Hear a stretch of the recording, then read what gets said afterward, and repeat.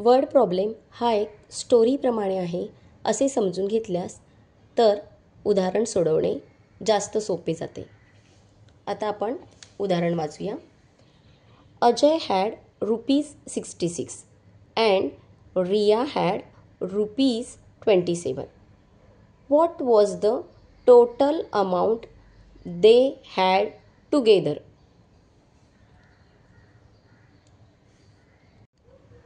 Word problem सोडवताना आपण 4 steps समजून घ्यायच्यात. पहिली म्हणजे आहे given data, what is ask, action आणि चौथी स्टेप म्हणजे मेथड. या 4 स्टेप्स समजल्या की तुम्हाला उदाहरण सोडवणे सोपे जाईल. सुरुवातीला आपण उदाहरणात दिलेली माहिती समजून घ्यायची आणि ती आपण गिवन डेटामध्ये लिहायची. Ajay had ₹66. Ajay ₹66 and Riya had ₹27. Riya ₹27. आता या उदाहरणामध्ये काय विचारले आहे ही दुसरी स्टेप्स आहे. What was the total amount they had together? What is ask, total amount, त्या दोघांकडे असलेली एकत्रित रक्कम. मग एकत्रित रक्कम काढण्यासाठी आपण कोणती ॲक्शन करतो हे लिहिताना आपण तिसरी स्टेप्स यूज करायची आहे की ॲक्शनमध्ये आपण जेव्हा एकत्र रक्कम विचारली जाते, टोटल अमाऊंट, ऑल टुगेदर असं जेव्हा विचारलं जातं त्यावेळेला आपण ॲडिशन करायची आहे. चौथी स्टेप आहे ती म्हणजे मेथड. आता मेथड करताना आपण व्यवस्थित कॉलम करून घ्यायचे जेणेकरून कॅरी ओव्हर लिहिताना आपल्याकडून चूक होणार नाही.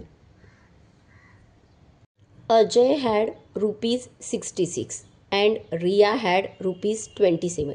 आणि मग या 66 आणि 27ची आपण बेरीज करणार आहोत, ॲडिशन करणार आहोत. 6 + 7.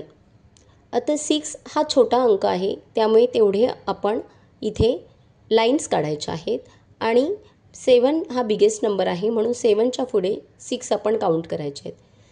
So after 7 we will count 8, 9, 10, 11, 12, 13.